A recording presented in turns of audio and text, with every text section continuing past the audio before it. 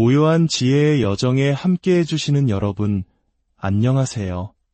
오늘 우리가 나눌 이야기는 단순한 옛 이야기가 아니라 삶과 죽음, 그리고 그 너머의 진실을 마주했던 한순간에 대한 깊은 성찰입니다. 이 이야기가 여러분의 마음에 작은 등불이 되기를, 그리고 이 지혜의 빛이 더 많은 이들에게 닿을 수 있도록 마음이 움직이신다면 이 여정을 주변에도 공유해 주시길 바랍니다. 지혜를 나누는 것은 어두운 길을 함께 밝히는 가장 큰 보시일 것입니다. 여러분의 삶에 평온과 깨달음의 순간이 깃들기를 기원하며 이제 이야기의 문을 엽니다. 저 문은 태양이 세상의 마지막 빛을 거두어 갈 무렵 왕사성 성벽 너머의 두 그루 사라수나무가 황금빛 노을 속에서 유독 고요하고 성스럽게 빛나고 있었습니다. 부처님께서 곧 열반에 드신다는 소식은 마치 거대하고 무거운 북소리가 되어 그곳에 모인 모든 제자의 가슴을 깊고 아프게 울리고 있었습니다. 특히 부처님을 25년간 가장 가까이에서 모시며 그림자처럼 따랐던 시자 아난다의 마음은 더욱 그러했습니다. 그의 가슴 속에는 위대한 스승을 잃는다는 슬픔을 넘어 차마 말로 다 표현할 수 없는 아쉬움과 풀리지 않은 거대한 의문이 소용돌이치고 있었습니다. 부처님의 떠남은 단지 한 위대한 스승의 부재를 의미하는 것이 아니었습니다. 그것은 하나의 시대가 저물고 진리의 등불이 꺼져가는 듯한 상징적인 사건이었기 때문입니다. 아난다의 마음을 오랫동안 사로잡아온 한 가지 질문이 있었습니다. 겉보기에는 간단해 보이지만 실은 모든 존재의 근원을 파고드는 궁극적인 물음이었습니다. 세존께서는 열반하신 뒤에도 다른 중생들처럼 다시 윤회하시는 것일까? 이것은 생과 사의 고리를 끊어내고자 평생을 바친 수많은 수행자들이 끝내 풀지 못했던 거대한 수수께끼였습니다. 아난다는 부처님의 지혜가 이미 우주와 인생의 모든 진실을 꿰뚫고 있음을 믿어 의심치 않았지만 스승의 마지막 순간만큼은 자신의 남은 길을 비춰줄 등불과 같은 분명한 답을 얻고 싶었습니다. 아난다는 천천히 조심스럽게 부처님 곁으로 다가갔습니다. 그는 눈물을 머금은 채 스승의 발치에 엎드려 조용히 그러나 간절하게 물었습니다. 세존이시여, 저는 스승님을 25년 넘게 모시며 셀 수 없이 많은 가르침을 들었습니다. 하지만 제 어리석음 탓인지 차마 입 밖으로 꺼내지 못한 의문이 늘 가슴 한편에 무겁게 자리하고 있었습니다. 이제 스승님께서 열반에 드신다 하니 감히 여쭙고자 합니다. 스승님께서도 열반 후에 다른 중생들처럼 다시 태어나 윤회의 고리를 거듭하시는 것입니까? 이 질문이 던져지는 순간 주위를 둘러싼 모든 비구들이 숨을 죽였습니다. 시간과 공간이 그대로 굳어버린 듯한 무거운 정적이 흘렀습니다. 모두가 알고 있었습니다. 이것은 아난다 개인의 궁금증이 아니라 그 자리에 있는 모두의, 나아가 불법을 따르는 모든 이들의 공통된 의문이라는 것을 말입니다. 부처님께서는 평소 열반의 경지에 대해 자주 설해주셨지만 열반 후의 상태, 특히 윤회와의 관계에 대해서는 뚜렷이 말씀하신 적이 없었기 때문입니다. 부처님은 이 충직한 제자를 자애로운 시선으로 바라보셨습니다. 그 눈빛에는 깊은 지혜와 끝없는 연민이 담겨 있었습니다. 잠시 후 스승은 천천히 입을 열었습니다. 아난다여, 내 질문은 매우 중요하구나. 오랜 시간 불법을 배우고 수행해도 열반의 참된 의미를 진정으로 깨닫지 못하는 이들이 많다. 오늘 내가 너희를 위해 생사윤회의 본질에 대해 조금 더 깊이 설명해 주리라. 아난다는 공경스러운 마음으로 귀를 기울였습니다. 이것이 부처님께서 세상에 남기시는 마지막이자 가장 귀중한 가르침이 될 것이라는 예감이 들었기 때문입니다. 부처님께서는 마치 아득한 과거를 회상하듯 자신의 수행 여정을 이야기하기 시작했습니다. 내가 처음 왕궁을 떠나 출가했을 때 나 또한 너희와 똑같이 생과 사, 그리고 윤회의 문제로 끝없이 번민했다. 그래서 당대의 유명한 스승들을 모두 찾아다니며 온갖 종류의 수행법을 익혔지만 그 어디에서도 진정한 해답을 얻지 못했다. 어떤 스승은 열반이란 모든 것이 사라져 텅 빈 허무의 상태가 되는 것이라 말했고, 또 다른 스승은 열반 후에 영원한 즐거움이 가득한 하늘나라로 올라간다고 가르쳤지. 심지어 우주의 근원인 범천과 하나가 되어 그 본체로 녹아드는 것이라고 말하는 이도 있었다. 그러나 아난다여, 그 모든 설명은 진실의 껍데기를 핥는 것과 같을 뿐 그 어느 것도 진리에 닿지 못했다. 이 말씀을 듣자 아난다의 머릿속에는 시다르타 태자가 왜 세속의 모든 부귀영화를 뒤로하고 고행의 길을 택했는지가 다시금 선명하게 떠올랐습니다. 바로 존재의 의미와 생사윤회의 비밀을 풀기 위해서였습니다. 부처님은 말을 이어갔습니다. 나는 6년간 극심한 고행을 하기도 했고 죽음의 문턱까지 가는 극단적인 단식을 시도하기도 했다. 하지만 육체를 괴롭히는 방식으로는 마음 깊은 곳의 지혜와 진정한 해방에 이를 수 없다는 것을 깨달았을 뿐이다. 부처님께서는 과거 중림정사에서 있었던 일을 상기시키셨습니다. 한 바라문이 찾아와 이렇게 물었지요. 당신이 말하는 열반이란 도대체 무엇입니까? 존재하는 것입니까? 아니면 존재하지 않는 것입니까? 그때 부처님은 직접적인 답 대신 되물으셨습니다. 그대는 꺼져버린 불꽃을 본 적이 있는가? 그 불꽃이 어디로 갔다고 말할 수 있겠는가? 동쪽으로 갔는가? 서쪽으로 갔는가? 사라졌다고 해야 할까? 아니면 어딘가로 이동했다고 해야 할까? 바라문은 아무 대답도 하지 못했습니다. 있다와 없다, 간다와 온다는 우리의 언어와 개념으로는 설명할 수 없는 차원이 있다는 것을 암시하는 가르침이었습니다. 이러한 기억들이 하나씩 떠오르면서 아난다는 자신이 던진 질문 자체가 이미 잘못된 전제에서 출발한 것일지도 모른다는 생각을 하게 되었습니다. 나라는 존재가 영원히 이어진다는 집착, 그 집착의 눈으로 열반을 바라보고 있었던 것은 아닐까. 부처님께서는 저 멀리 노을 지는 하늘을 평온하게 바라보시며 마침내 핵심적인 비유를 들기 시작했습니다. 아난다여, 너는 저 거대한 바다의 파도를 본 적이 있지 않느냐?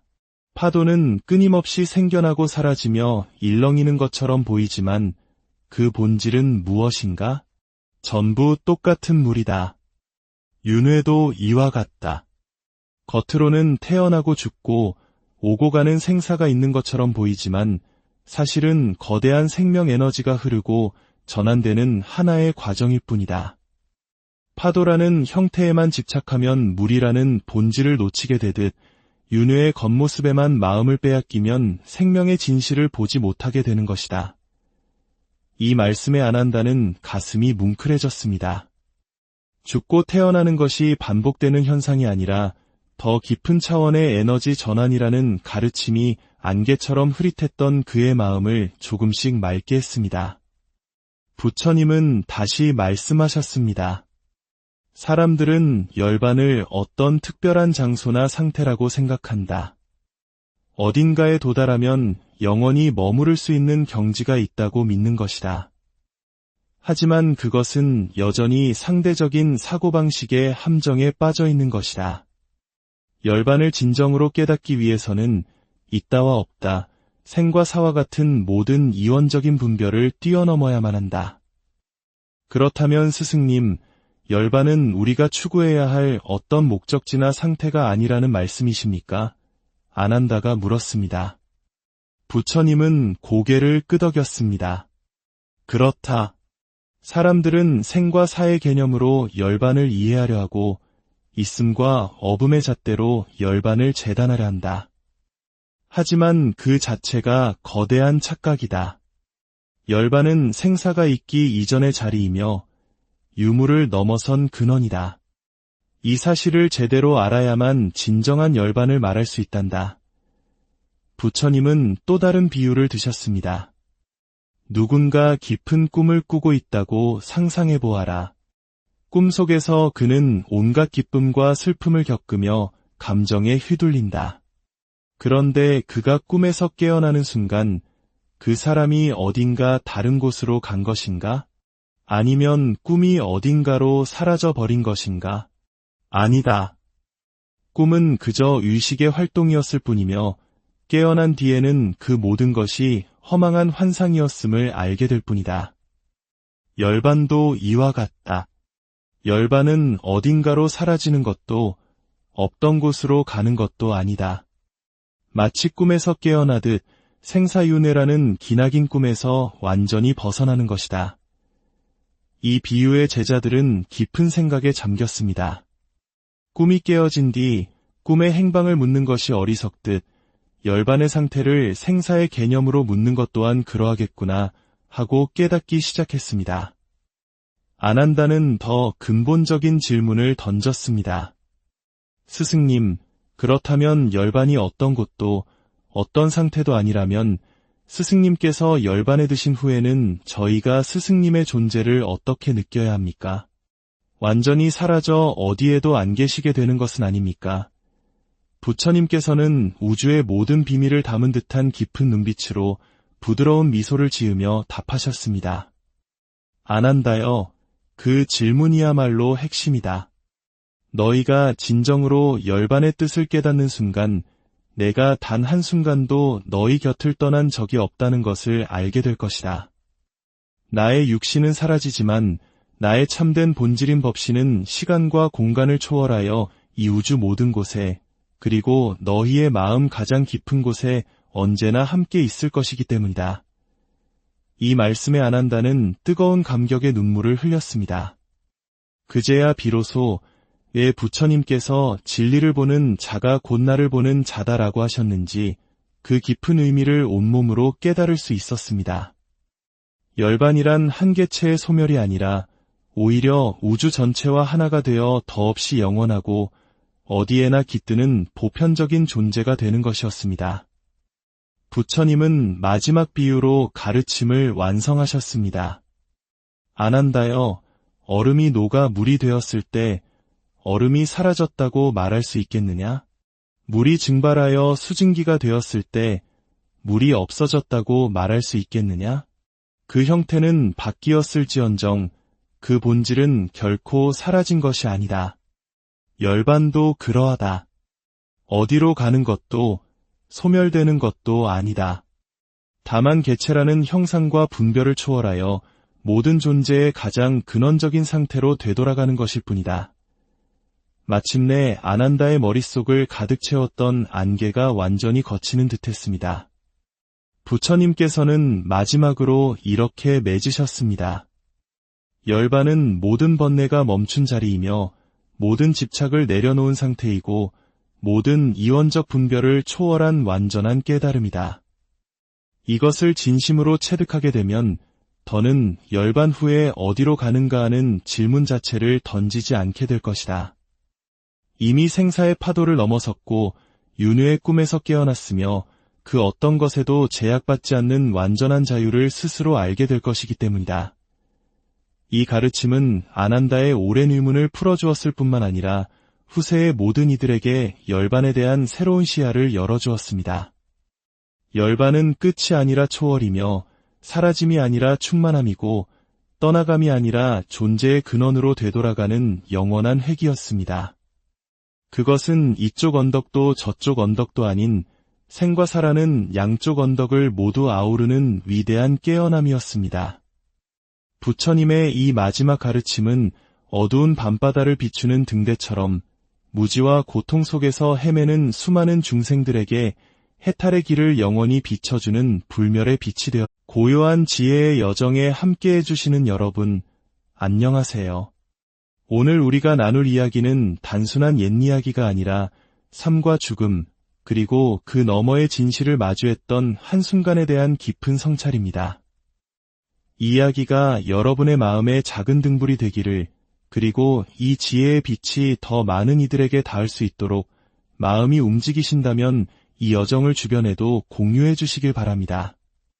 지혜를 나누는 것은 어두운 길을 함께 밝히는 가장 큰 보시일 것입니다. 여러분의 삶에 평온과 깨달음의 순간이 깃들기를 기원하며 이제 이야기의 문을 엽니다. 저 문은 태양이 세상의 마지막 빛을 거두어 갈 무렵 왕사성 성벽 너머의 두 그루 사라수나무가 황금빛 노을 속에서 유독 고요하고 성스럽게 빛나고 있었습니다. 부처님께서 곧 열반에 드신다는 소식은 마치 거대하고 무거운 북소리가 되어 그곳에 모인 모든 제자의 가슴을 깊고 아프게 울리고 있었습니다. 특히 부처님을 25년간 가장 가까이에서 모시며 그림자처럼 따랐던 시자 아난다의 마음은 더욱 그러했습니다. 그의 가슴 속에는 위대한 스승을 잃는다는 슬픔을 넘어 차마 말로 다 표현할 수 없는 아쉬움과 풀리지 않은 거대한 의문이 소용돌이치고 있었습니다. 부처님의 떠남은 단지 한 위대한 스승의 부재를 의미하는 것이 아니었습니다.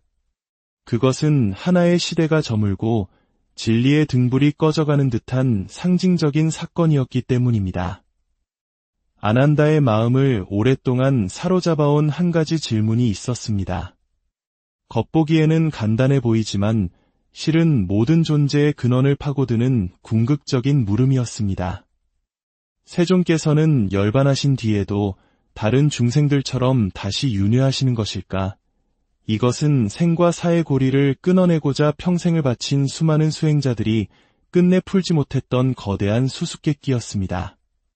아난다는 부처님의 지혜가 이미 우주와 인생의 모든 진실을 꿰뚫고 있음을 믿어 의심치 않았지만 스승의 마지막 순간만큼은 자신의 남은 길을 비춰줄 등불과 같은 분명한 답을 얻고 싶었습니다.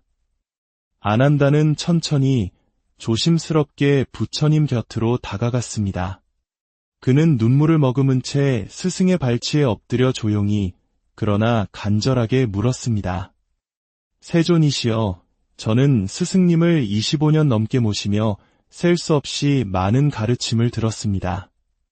하지만 제 어리석음 탓인지 차마 입 밖으로 꺼내지 못한 의문이 늘 가슴 한편에 무겁게 자리하고 있었습니다.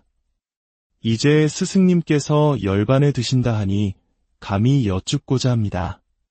스승님께서도 열반 후에 다른 중생들처럼 다시 태어나 윤회의 고리를 거듭하시는 것입니까? 이 질문이 던져지는 순간 주위를 둘러싼 모든 비구들이 숨을 죽였습니다. 시간과 공간이 그대로 굳어버린 듯한 무거운 정적이 흘렀습니다. 모두가 알고 있었습니다. 이것은 아난다 개인의 궁금증이 아니라 그 자리에 있는 모두의, 나아가 불법을 따르는 모든 이들의 공통된 의문이라는 것을 말입니다. 부처님께서는 평소 열반의 경지에 대해 자주 설해주셨지만 열반 후의 상태, 특히 윤회와의 관계에 대해서는 뚜렷이 말씀하신 적이 없었기 때문입니다. 부처님은 이 충직한 제자를 자애로운 시선으로 바라보셨습니다. 그 눈빛에는 깊은 지혜와 끝없는 연민이 담겨 있었습니다. 잠시 후 스승은 천천히 입을 열었습니다. 아난다여, 내 질문은 매우 중요하구나. 오랜 시간 불법을 배우고 수행해도 열반의 참된 의미를 진정으로 깨닫지 못하는 이들이 많다. 오늘 내가 너희를 위해 생사윤회의 본질에 대해 조금 더 깊이 설명해 주리라. 아난다는 공경스러운 마음으로 귀를 기울였습니다. 이것이 부처님께서 세상에 남기시는 마지막이자 가장 귀중한 가르침이 될 것이라는 예감이 들었기 때문입니다. 부처님께서는 마치 아득한 과거를 회상하듯 자신의 수행 여정을 이야기하기 시작했습니다. 내가 처음 왕궁을 떠나 출가했을 때 나 또한 너희와 똑같이 생과 사, 그리고 윤회의 문제로 끝없이 번민했다. 그래서 당대의 유명한 스승들을 모두 찾아다니며 온갖 종류의 수행법을 익혔지만 그 어디에서도 진정한 해답을 얻지 못했다. 어떤 스승은 열반이란 모든 것이 사라져 텅 빈 허무의 상태가 되는 것이라 말했고, 또 다른 스승은 열반 후에 영원한 즐거움이 가득한 하늘나라로 올라간다고 가르쳤지. 심지어 우주의 근원인 범천과 하나가 되어 그 본체로 녹아드는 것이라고 말하는 이도 있었다. 그러나 아난다여, 그 모든 설명은 진실의 껍데기를 핥는 것과 같을 뿐 그 어느 것도 진리에 닿지 못했다. 이 말씀을 듣자 아난다의 머릿속에는 시다르타 태자가 왜 세속의 모든 부귀영화를 뒤로하고 고행의 길을 택했는지가 다시금 선명하게 떠올랐습니다. 바로 존재의 의미와 생사윤회의 비밀을 풀기 위해서였습니다. 부처님은 말을 이어갔습니다. 나는 6년간 극심한 고행을 하기도 했고 죽음의 문턱까지 가는 극단적인 단식을 시도하기도 했다.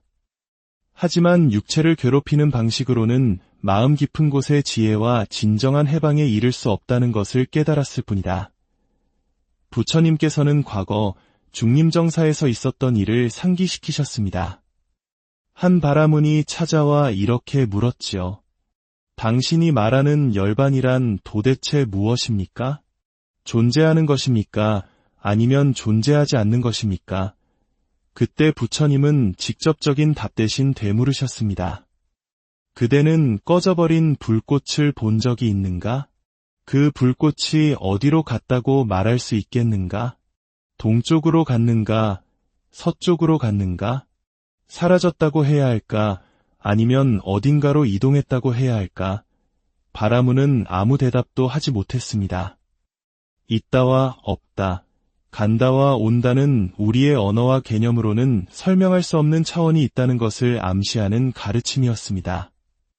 이러한 기억들이 하나씩 떠오르면서 아난다는 자신이 던진 질문 자체가 이미 잘못된 전제에서 출발한 것일지도 모른다는 생각을 하게 되었습니다.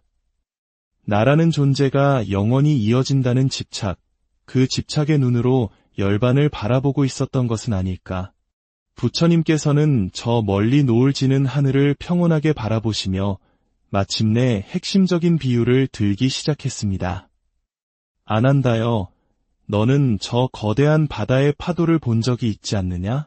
파도는 끊임없이 생겨나고 사라지며 일렁이는 것처럼 보이지만 그 본질은 무엇인가? 전부 똑같은 물이다. 윤회도 이와 같다.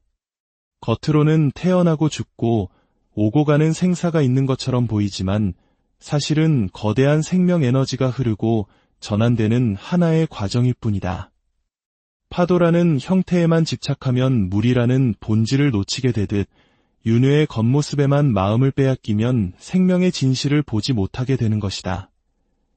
이 말씀에 아난다는 가슴이 뭉클해졌습니다. 죽고 태어나는 것이 반복되는 현상이 아니라 더 깊은 차원의 에너지 전환이라는 가르침이 안개처럼 흐릿했던 그의 마음을 조금씩 맑게 했습니다. 부처님은 다시 말씀하셨습니다.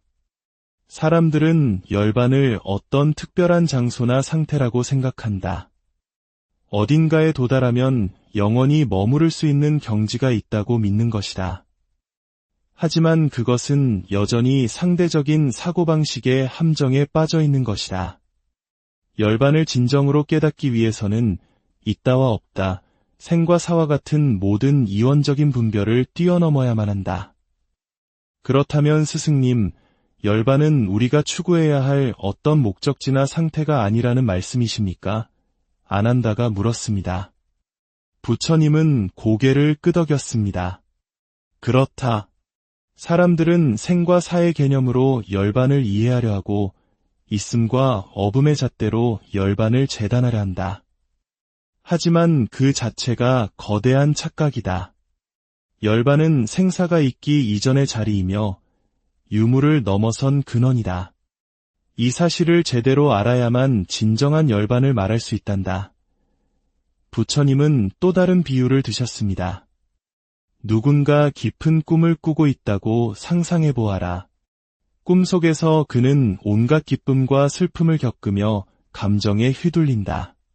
그런데 그가 꿈에서 깨어나는 순간 그 사람이 어딘가 다른 곳으로 간 것인가? 아니면 꿈이 어딘가로 사라져 버린 것인가? 아니다. 꿈은 그저 의식의 활동이었을 뿐이며 깨어난 뒤에는 그 모든 것이 허망한 환상이었음을 알게 될 뿐이다. 열반도 이와 같다. 열반은 어딘가로 사라지는 것도 없던 곳으로 가는 것도 아니다. 마치 꿈에서 깨어나듯 생사윤회라는 기나긴 꿈에서 완전히 벗어나는 것이다. 이 비유의 제자들은 깊은 생각에 잠겼습니다. 꿈이 깨어진 뒤 꿈의 행방을 묻는 것이 어리석듯 열반의 상태를 생사의 개념으로 묻는 것 또한 그러하겠구나 하고 깨닫기 시작했습니다. 아난다는 더 근본적인 질문을 던졌습니다. 스승님, 그렇다면 열반이 어떤 곳도 어떤 상태도 아니라면 스승님께서 열반에 드신 후에는 저희가 스승님의 존재를 어떻게 느껴야 합니까?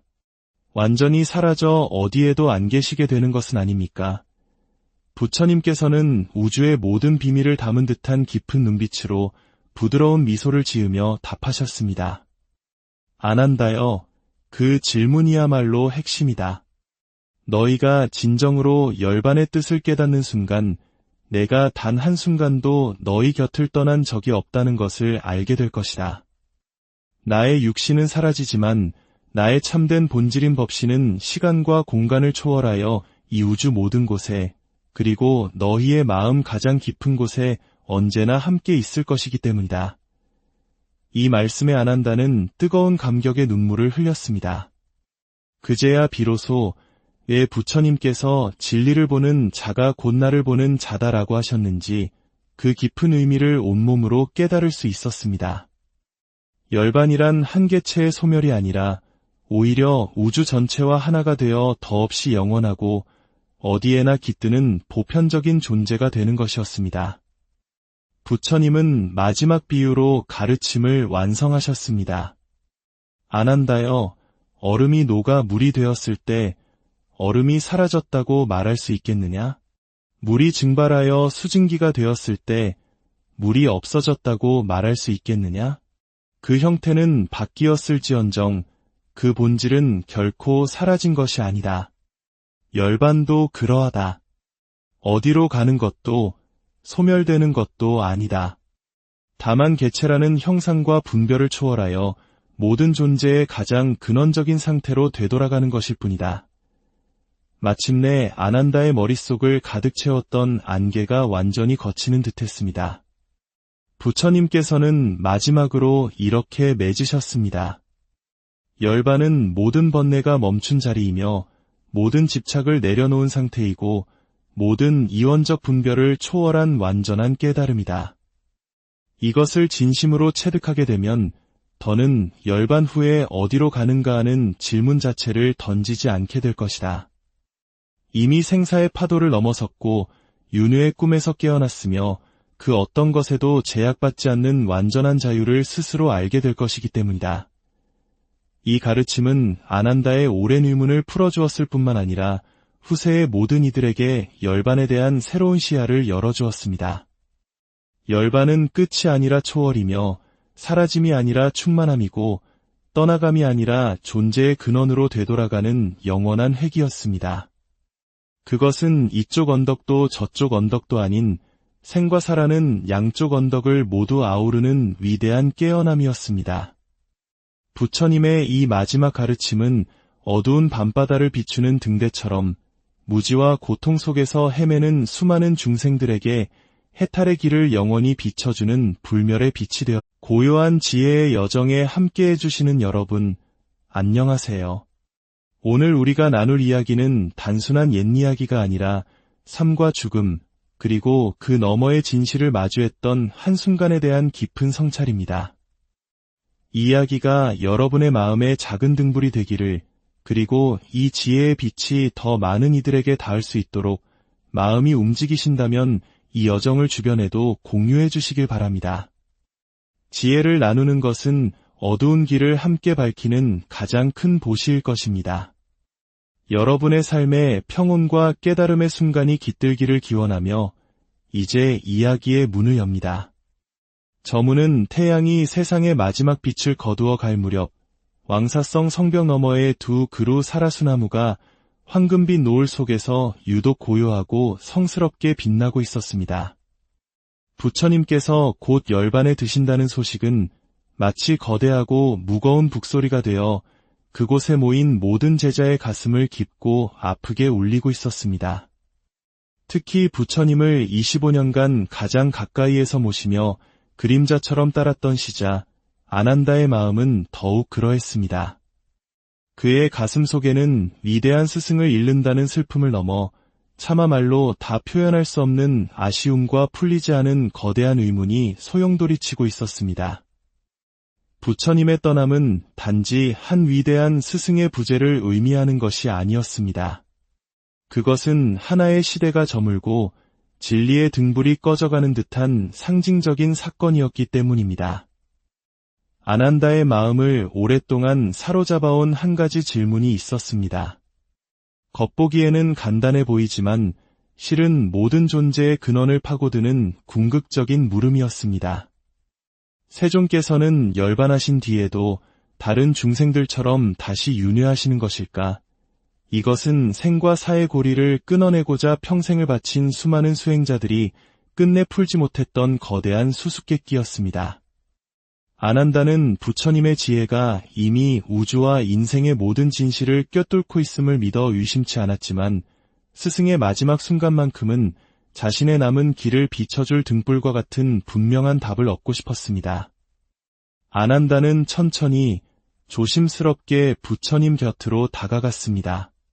그는 눈물을 머금은 채 스승의 발치에 엎드려 조용히 그러나 간절하게 물었습니다.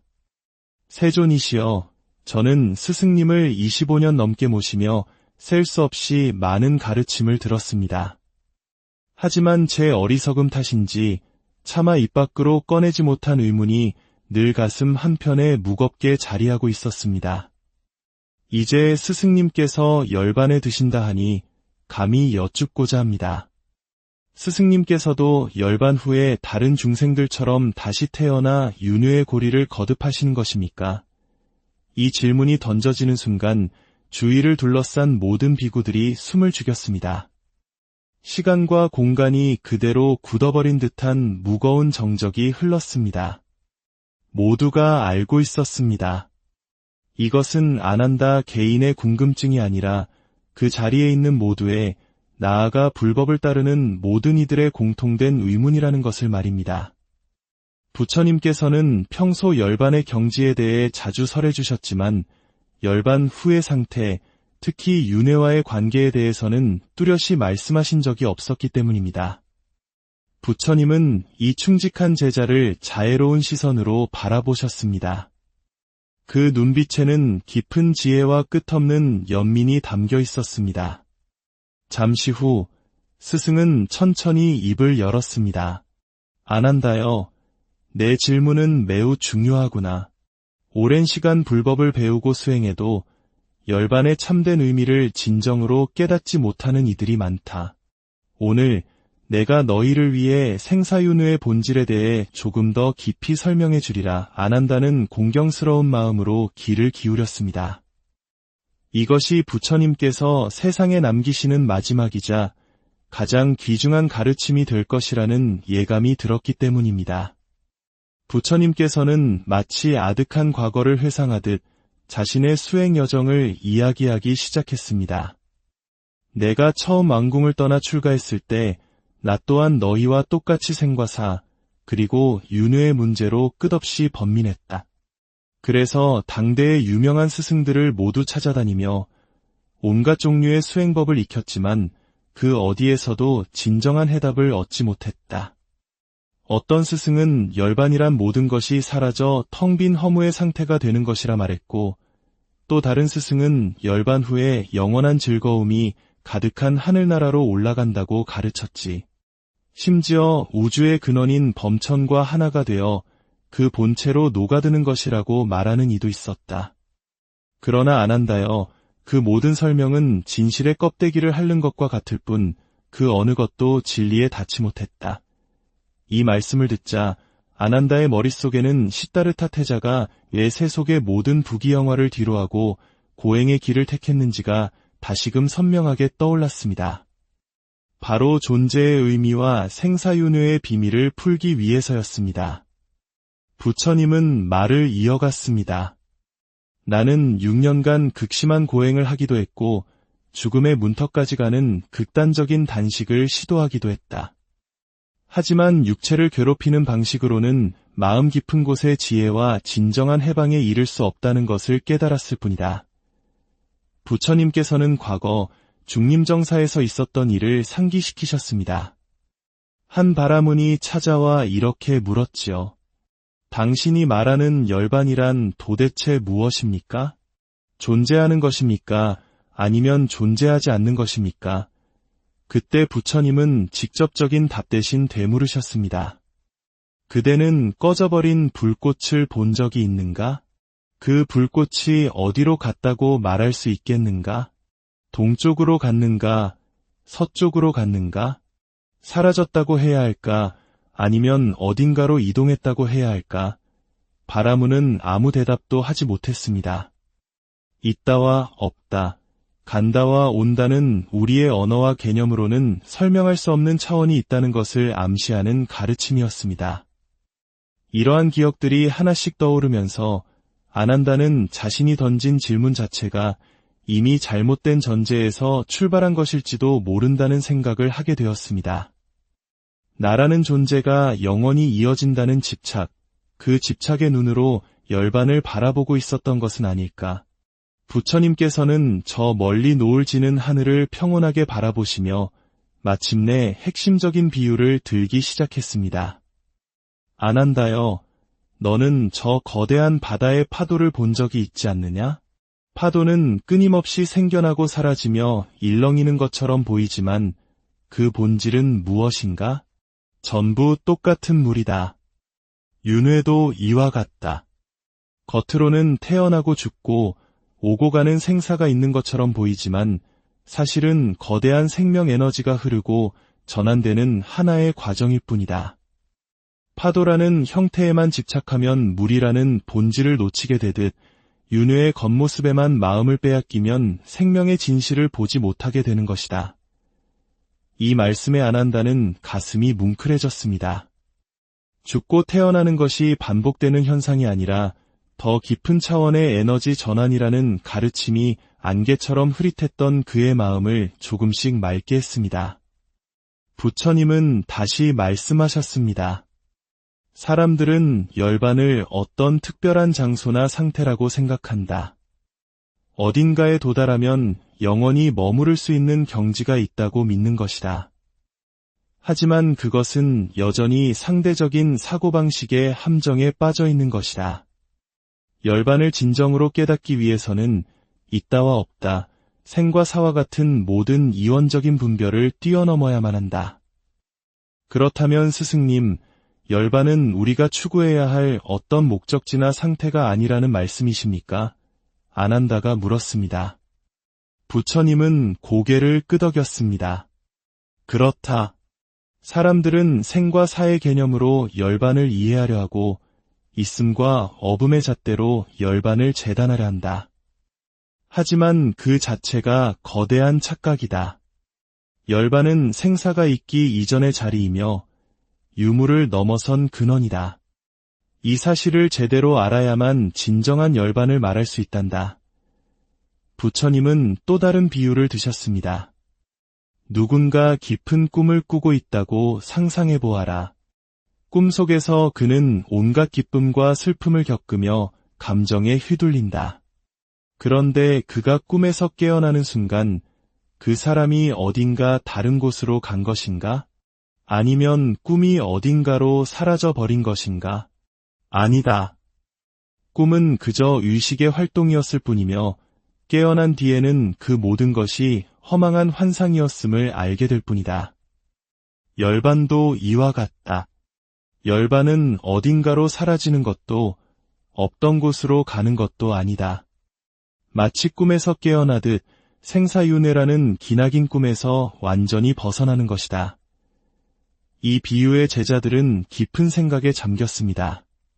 꿈이 깨어진 뒤 꿈의 행방을 묻는 것이 어리석듯 열반의 상태를 생사의 개념으로 묻는 것 또한 그러하겠구나 하고 깨닫기 시작했습니다. 아난다는 더 근본적인 질문을 던졌습니다. 스승님, 그렇다면 열반이 어떤 곳도 어떤 상태도 아니라면 스승님께서 열반에 드신 후에는 저희가 스승님의 존재를 어떻게 느껴야 합니까? 완전히 사라져 어디에도 안 계시게 되는 것은 아닙니까? 부처님께서는 우주의 모든 비밀을 담은 듯한 깊은 눈빛으로 부드러운 미소를 지으며 답하셨습니다. 아난다여, 그 질문이야말로 핵심이다. 너희가 진정으로 열반의 뜻을 깨닫는 순간 내가 단 한순간도 너희 곁을 떠난 적이 없다는 것을 알게 될 것이다. 나의 육신은 사라지지만 나의 참된 본질인 법신은 시간과 공간을 초월하여 이 우주 모든 곳에, 그리고 너희의 마음 가장 깊은 곳에 언제나 함께 있을 것이기 때문이다. 이 말씀에 아난다는 뜨거운 감격의 눈물을 흘렸습니다. 그제야 비로소 왜 부처님께서 진리를 보는 자가 곧 나를 보는 자다라고 하셨는지 그 깊은 의미를 온몸으로 깨달을 수 있었습니다.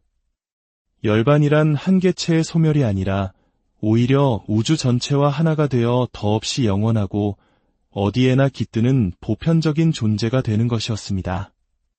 부처님은 마지막 비유로 가르침을 완성하셨습니다. 아난다여, 얼음이 녹아 물이 되었을 때 얼음이 사라졌다고 말할 수 있겠느냐? 물이 증발하여 수증기가 되었을 때 물이 없어졌다고 말할 수 있겠느냐? 그 형태는 바뀌었을지언정 그 본질은 결코 사라진 것이 아니다. 열반도 그러하다. 어디로 가는 것도 소멸되는 것도 아니다. 다만 개체라는 형상과 분별을 초월하여 모든 존재의 가장 근원적인 상태로 되돌아가는 것일 뿐이다. 마침내 아난다의 머릿속을 가득 채웠던 안개가 완전히 걷히는 듯했습니다. 부처님께서는 마지막으로 이렇게 맺으셨습니다. 열반은 모든 번뇌가 멈춘 자리이며 모든 집착을 내려놓은 상태이고 모든 이원적 분별을 초월한 완전한 깨달음이다. 이것을 진심으로 체득하게 되면 더는 열반 후에 어디로 가는가 하는 질문 자체를 던지지 않게 될 것이다. 이미 생사의 파도를 넘어섰고 윤회의 꿈에서 깨어났으며 그 어떤 것에도 제약받지 않는 완전한 자유를 스스로 알게 될 것이기 때문이다.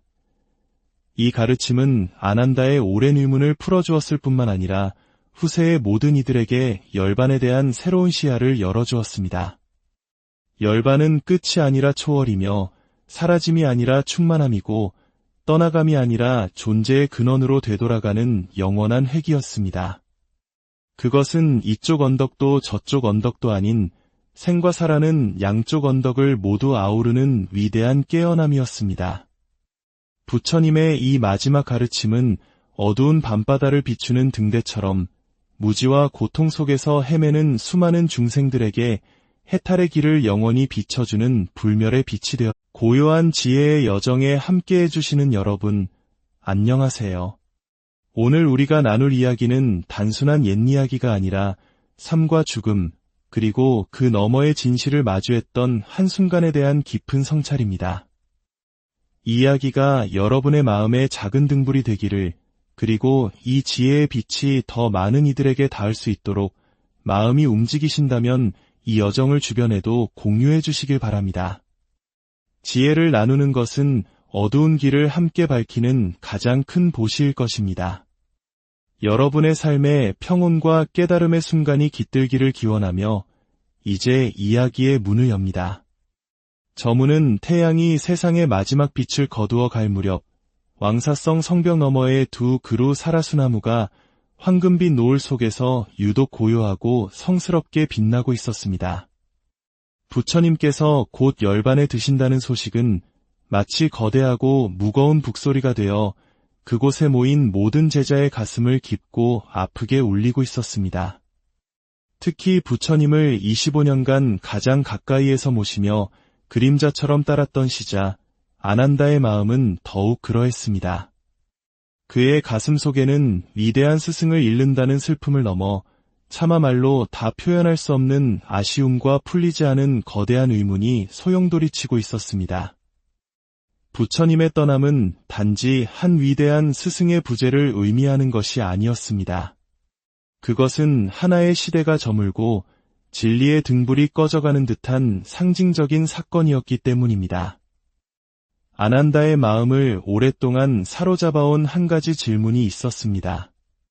겉보기에는 간단해 보이지만 실은 모든 존재의 근원을 파고드는 궁극적인 물음이었습니다. 세존께서는 열반하신 뒤에도 다른 중생들처럼 다시 윤회하시는 것일까? 이것은 생과 사의 고리를 끊어내고자 평생을 바친 수많은 수행자들이 끝내 풀지 못했던 거대한 수수께끼였습니다. 아난다는 부처님의 지혜가 이미 우주와 인생의 모든 진실을 꿰뚫고 있음을 믿어 의심치 않았지만 스승의 마지막 순간만큼은 자신의 남은 길을 비춰줄 등불과 같은 분명한 답을 얻고 싶었습니다. 아난다는 천천히 조심스럽게 부처님 곁으로 다가갔습니다. 그는 눈물을 머금은 채 스승의 발치에 엎드려 조용히 그러나 간절하게 물었습니다. 세존이시여, 저는 스승님을 25년 넘게 모시며 셀 수 없이 많은 가르침을 들었습니다. 하지만 제 어리석음 탓인지 차마 입 밖으로 꺼내지 못한 의문이 늘 가슴 한편에 무겁게 자리하고 있었습니다. 이제 스승님께서 열반에 드신다 하니 감히 여쭙고자 합니다. 스승님께서도 열반 후에 다른 중생들처럼 다시 태어나 윤회의 고리를 거듭하시는 것입니까? 이 질문이 던져지는 순간 주위를 둘러싼 모든 비구들이 숨을 죽였습니다. 시간과 공간이 그대로 굳어버린 듯한 무거운 정적이 흘렀습니다. 모두가 알고 있었습니다. 이것은 아난다 개인의 궁금증이 아니라 그 자리에 있는 모두의, 나아가 불법을 따르는 모든 이들의 공통된 의문이라는 것을 말입니다. 부처님께서는 평소 열반의 경지에 대해 자주 설해주셨지만 열반 후의 상태, 특히 윤회와의 관계에 대해서는 뚜렷이 말씀하신 적이 없었기 때문입니다. 부처님은 이 충직한 제자를 자애로운 시선으로 바라보셨습니다. 그 눈빛에는 깊은 지혜와 끝없는 연민이 담겨 있었습니다. 잠시 후 스승은 천천히 입을 열었습니다. 아난다여, 내 질문은 매우 중요하구나. 오랜 시간 불법을 배우고 수행해도 열반의 참된 의미를 진정으로 깨닫지 못하는 이들이 많다. 오늘 내가 너희를 위해 생사윤회의 본질에 대해 조금 더 깊이 설명해 주리라. 아난다는 공경스러운 마음으로 귀를 기울였습니다. 이것이 부처님께서 세상에 남기시는 마지막이자 가장 귀중한 가르침이 될 것이라는 예감이 들었기 때문입니다. 부처님께서는 마치 아득한 과거를 회상하듯 자신의 수행 여정을 이야기하기 시작했습니다. 내가 처음 왕궁을 떠나 출가했을 때 나 또한 너희와 똑같이 생과 사, 그리고 윤회의 문제로 끝없이 번민했다. 그래서 당대의 유명한 스승들을 모두 찾아다니며 온갖 종류의 수행법을 익혔지만 그 어디에서도 진정한 해답을 얻지 못했다.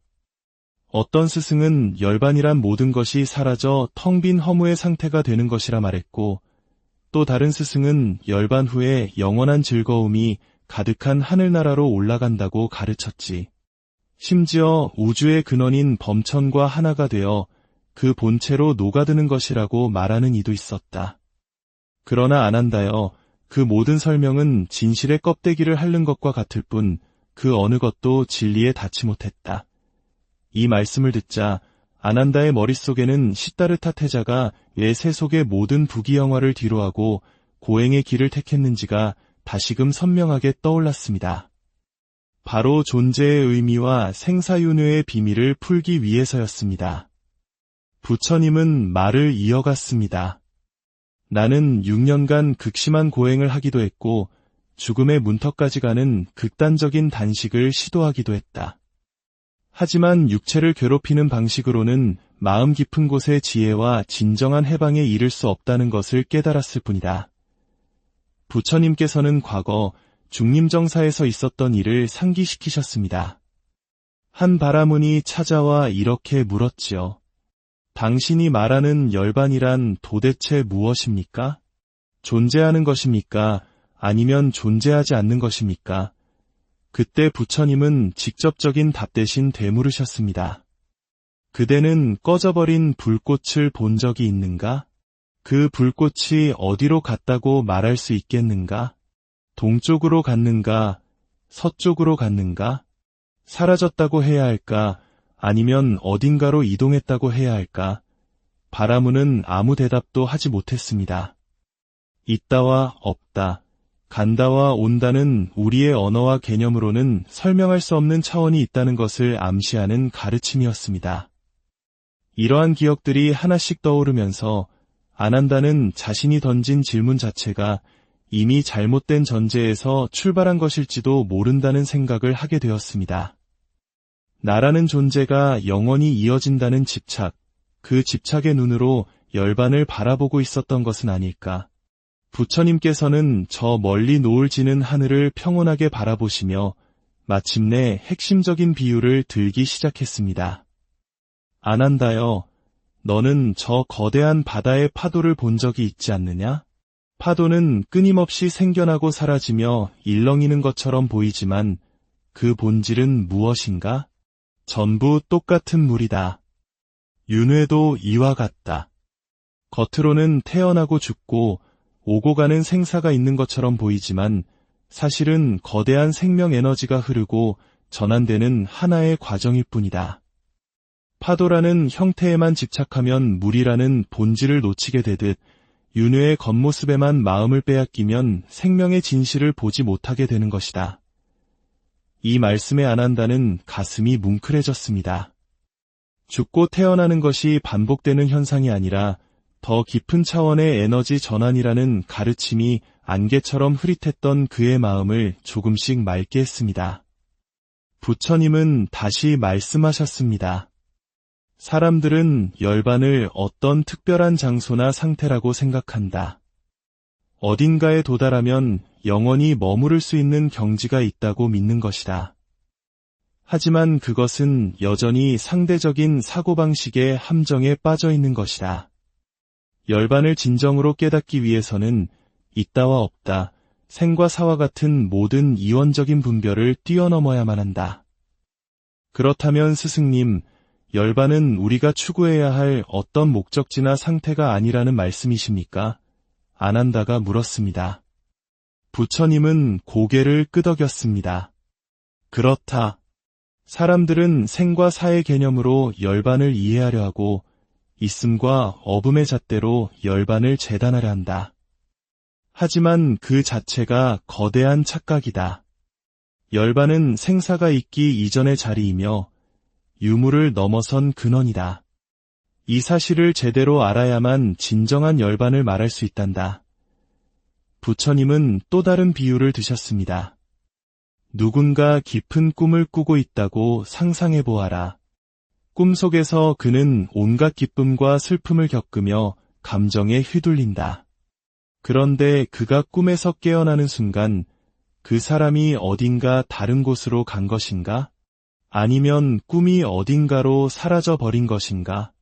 아니다. 꿈은 그저 의식의 활동이었을 뿐이며 깨어난 뒤에는 그 모든 것이 허망한 환상이었음을 알게 될 뿐이다. 열반도 이와 같다. 열반은 어딘가로 사라지는 것도 없던 곳으로 가는 것도 아니다. 마치 꿈에서 깨어나듯 생사윤회라는 기나긴 꿈에서 완전히 벗어나는 것이다. 이 비유의 제자들은 깊은 생각에 잠겼습니다. 꿈이 깨어진 뒤 꿈의 행방을 묻는 것이 어리석듯 열반의 상태를 생사의 개념으로 묻는 것 또한 그러하겠구나 하고 깨닫기 시작했습니다. 아난다는 더 근본적인 질문을 던졌습니다. 스승님, 그렇다면 열반이 어떤 곳도 어떤 상태도 아니라면 스승님께서 열반에 드신 후에는 저희가 스승님의 존재를 어떻게 느껴야 합니까? 완전히 사라져 어디에도 안 계시게 되는 것은 아닙니까? 부처님께서는 우주의 모든 비밀을 담은 듯한 깊은 눈빛으로 부드러운 미소를 지으며 답하셨습니다. 아난다여, 그 질문이야말로 핵심이다. 너희가 진정으로 열반의 뜻을 깨닫는 순간 내가 단 한순간도 너희 곁을 떠난 적이 없다는 것을 알게 될 것이다.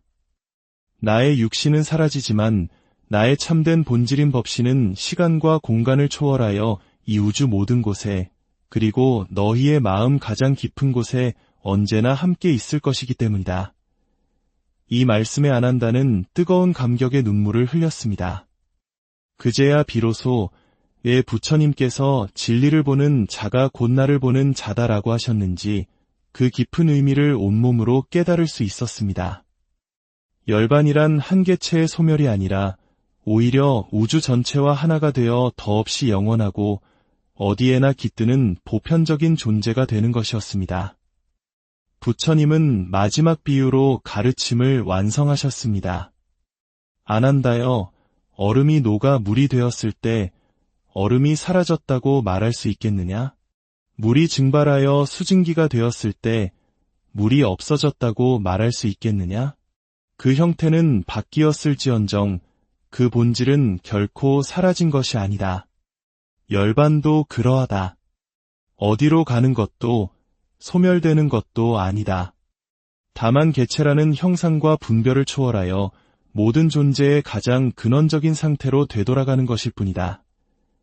마침내 아난다의 머릿속을 가득 채웠던 안개가 완전히 걷히는 듯했습니다. 부처님께서는 마지막으로 이렇게 맺으셨습니다. 열반은 모든 번뇌가 멈춘 자리이며 모든 집착을 내려놓은 상태이고 모든 이원적 분별을 초월한 완전한 깨달음이다. 이것을 진심으로 체득하게 되면 더는 열반 후에 어디로 가는가 하는 질문 자체를 던지지 않게 될 것이다. 이미 생사의 파도를 넘어섰고 윤회의 꿈에서 깨어났으며 그 어떤 것에도 제약받지 않는 완전한 자유를 스스로 알게 될 것이기 때문이다. 이 가르침은 아난다의 오랜 의문을 풀어주었을 뿐만 아니라 후세의 모든 이들에게 열반에 대한 새로운 시야를 열어주었습니다. 열반은 끝이 아니라 초월이며 사라짐이 아니라 충만함이고 떠나감이 아니라 존재의 근원으로 되돌아가는 영원한 회귀였습니다. 그것은 이쪽 언덕도 저쪽 언덕도 아닌 생과 사라는 양쪽 언덕을 모두 아우르는 위대한 깨어남이었습니다. 부처님의 이 마지막 가르침은 어두운 밤바다를 비추는 등대처럼 무지와 고통 속에서 헤매는 수많은 중생들에게 해탈의 길을 영원히 비춰주는 불멸의 빛이 되어 고요한 지혜의 여정에 함께해 주시는 여러분, 안녕하세요. 오늘 우리가 나눌 이야기는 단순한 옛 이야기가 아니라 삶과 죽음, 그리고 그 너머의 진실을 마주했던 한순간에 대한 깊은 성찰입니다. 이 이야기가 여러분의 마음에 작은 등불이 되기를, 그리고 이 지혜의 빛이 더 많은 이들에게 닿을 수 있도록 마음이 움직이신다면 이 여정을 주변에도 공유해 주시길 바랍니다. 지혜를 나누는 것은 어두운 길을 함께 밝히는 가장 큰 보시일 것입니다. 여러분의 삶에 평온과 깨달음의 순간이 깃들기를 기원하며 이제 이야기의 문을 엽니다. 저 문은 태양이 세상의 마지막 빛을 거두어 갈 무렵 왕사성 성벽 너머의 두 그루 사라수나무가 황금빛 노을 속에서 유독 고요하고 성스럽게 빛나고 있었습니다. 부처님께서 곧 열반에 드신다는 소식은 마치 거대하고 무거운 북소리가 되어 그곳에 모인 모든 제자의 가슴을 깊고 아프게 울리고 있었습니다. 특히 부처님을 25년간 가장 가까이에서 모시며 그림자처럼 따랐던 시자 아난다의 마음은 더욱 그러했습니다. 그의 가슴 속에는 위대한 스승을 잃는다는 슬픔을 넘어 차마 말로 다 표현할 수 없는 아쉬움과 풀리지 않은 거대한 의문이 소용돌이치고 있었습니다. 부처님의 떠남은 단지 한 위대한 스승의 부재를 의미하는 것이 아니었습니다. 그것은 하나의 시대가 저물고 진리의 등불이 꺼져가는 듯한 상징적인 사건이었기 때문입니다.